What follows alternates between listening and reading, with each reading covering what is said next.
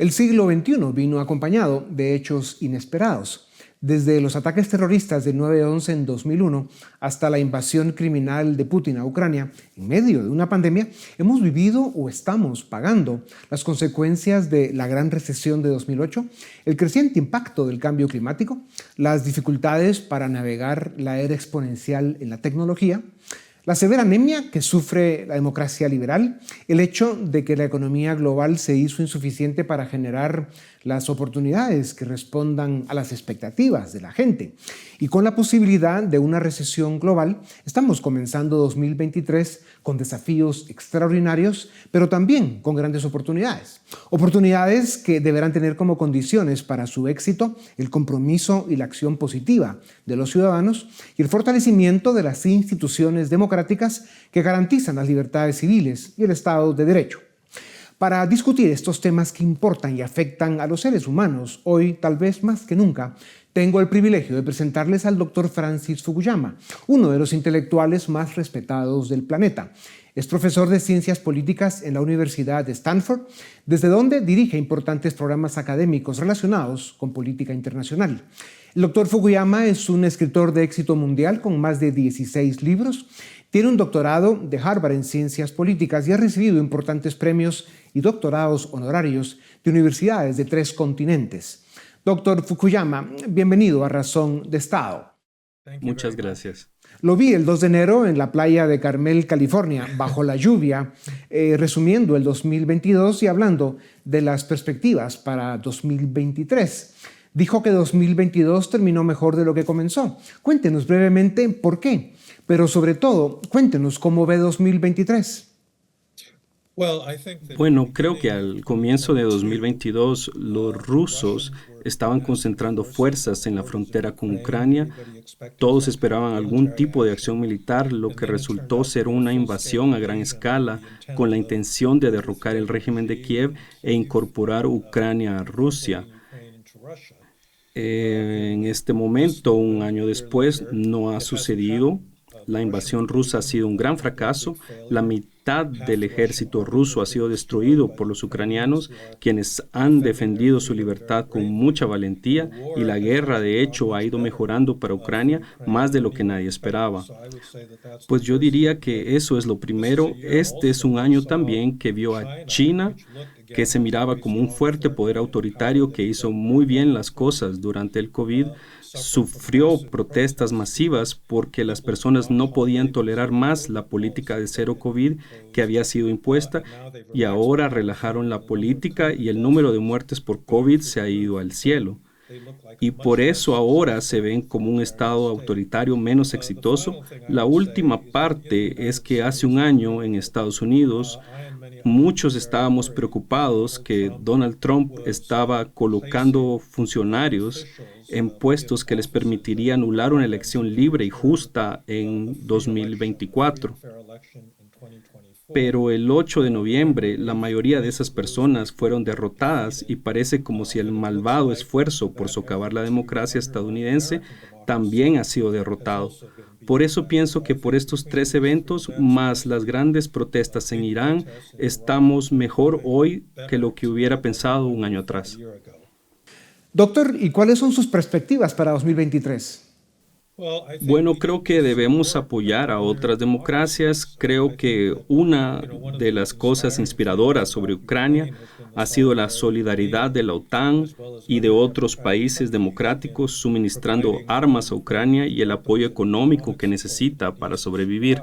Sin embargo, uno de los grandes temas, yo creo que son los países pequeños que se enfrentan a grandes retos para su democracia, como tu país, Guatemala, que quedan fuera del radar de Washington, de Bruselas o de otras partes más desarrolladas del mundo, y creo que es muy importante que pongamos atención a las amenazas a la democracia donde quiera que ocurran.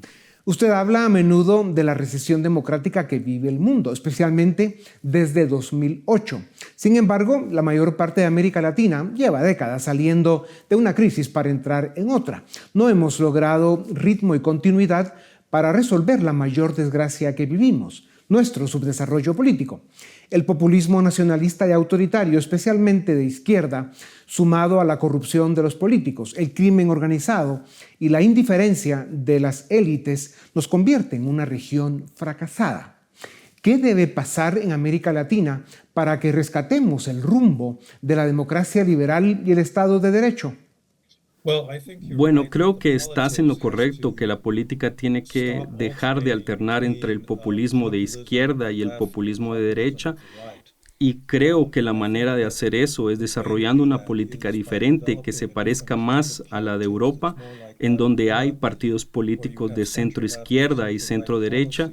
Sabes, hubo un momento en los años 90 cuando pensé que eso iba a suceder en México y en Brasil y en algunos de los países más grandes de tu región, pero desafortunadamente no existió el liderazgo para crear ese tipo de situación.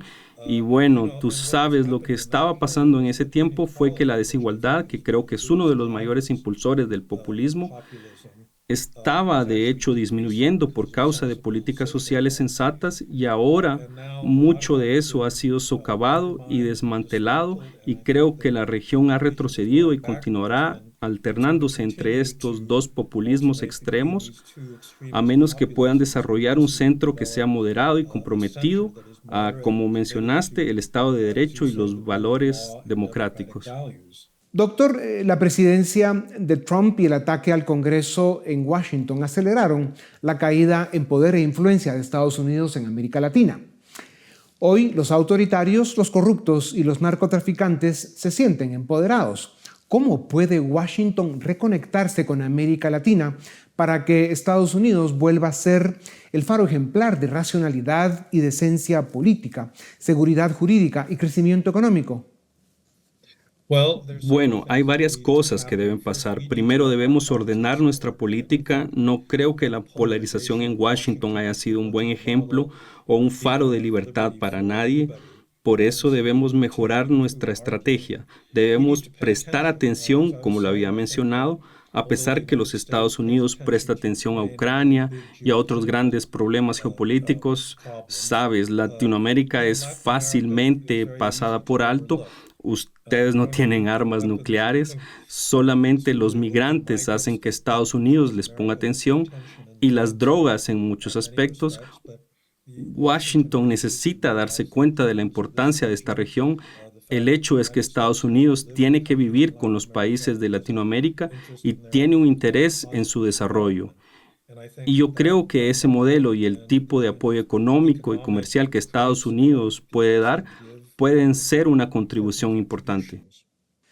Doctor Fukuyama, los autoritarios de la izquierda populista no entienden el proceso económico. Los dictadores prefieren gobernar pueblos pobres. La realidad de Cuba y la debacle venezolana dan cuenta de ello. Lo mismo sucede con los populistas de izquierda del desastre argentino o con las ideas y el estilo de gobernar del presidente mexicano. ¿Qué debe pasar para que los pueblos elijan mejores gobernantes?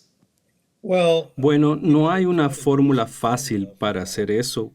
Parte del problema es que las élites en muchas partes de los mismos países de Latinoamérica tienden a aislarse de los problemas reales que enfrentan sus sociedades. Viajan a Miami, tienen bonitas casas y se pueden aislar de los narcotraficantes y la violencia y la pobreza que los rodea. Y creo que necesitan un tipo diferente de liderazgo que esté más comprometido en la construcción de naciones reales, que no estén gobernadas por una pequeña élite en la cima que generalmente no ve los intereses de la mayoría de la población. Doctor, estamos viviendo un ciclo de recesión democrática desde Turquía hasta Venezuela, desde Myanmar hasta Túnez, pero también en India, Estados Unidos y algunos países europeos. Es evidente que es necesario formar y educar una nueva generación de tecnócratas políticos, estadistas, líderes que entienden la importancia del orden democrático, el respeto a la ley y la necesidad de continuidad en las políticas públicas que logran desarrollo y bienestar. ¿Por qué la academia y las élites económicas del mundo prestan tan poca atención a esto? ¿Es así como arreglaríamos los descontentos con la democracia liberal?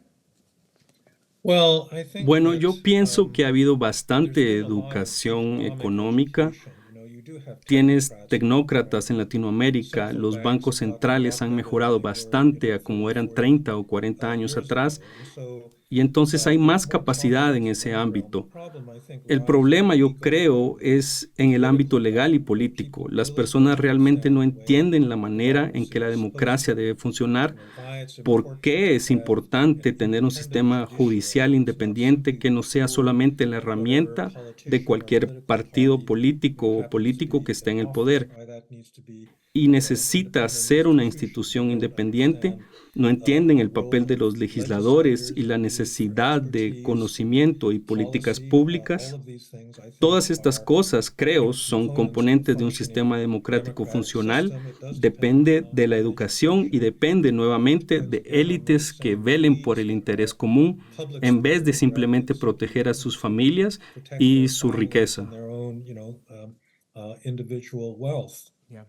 Doctor, la respuesta de los valientes y admirables ucranianos a los criminales del Kremlin, el evidente deterioro del poder de Putin, las protestas en Irán y la creciente crisis social y política en China por su manejo del COVID son prueba de que los regímenes autoritarios se están debilitando. ¿Es este un momento que las democracias liberales de Occidente deben aprovechar? ¿Cuál puede ser el costo o los riesgos de no hacerlo? Bueno, creo que depende del país. En el caso de la invasión rusa, hay mucho que las democracias occidentales pueden hacer para apoyar a Ucrania. Si ellos no tuvieran el tipo de apoyo militar que han tenido, simplemente no hubieran sido capaces de detener a Rusia. Es importante que los aliados de la OTAN continúen haciendo eso. En el caso de China es más difícil porque es un país más grande y más poderoso. Es una cuestión de contener sus ambiciones porque muchas personas se preocupan de que China quiera reincorporar Taiwán a la fuerza, que por su lado es una democracia vibrante y saludable. Entonces, disuadir a China de hacer eso es importante y hay que señalar y condenar a los dictadores que abusan de sus pueblos, mostrándoles que el mundo está viendo la manera como se comportan. Doctor, brevemente, ¿cómo ve el final de la invasión de Ucrania y el futuro de Putin? Bueno, yo creo que yo siempre he sido muy optimista respecto a la invasión de Ucrania, porque hay una enorme diferencia en la motivación de los soldados luchando del lado ruso que los del lado de Ucrania. Los ucranianos quieren defender a sus familias y su tierra, y los rusos no entienden por qué están luchando. Ellos liberaron a muchos criminales de las prisiones y los colocaron en la línea de frente simplemente como una manera de sacarlos de la cárcel. Entonces creo que Ucrania realmente puede empujar a Rusia fuera de los territorios que fueron ocupados después del 24 de febrero del año pasado, y no es realmente seguro comenzar cualquier tipo de negociación de paz hasta que hagan eso. Doctor Fukuyama, a pesar de sus defectos, la democracia liberal, el libre mercado y el Estado de Derecho siguen siendo el camino hacia el desarrollo y el bienestar de los pueblos. Siempre es un placer escucharlo. Muchas gracias por su tiempo. A ustedes también gracias. Esto es Razón de Estado. Suscríbete y nos ayudas a defender y a promover los valores de la libertad.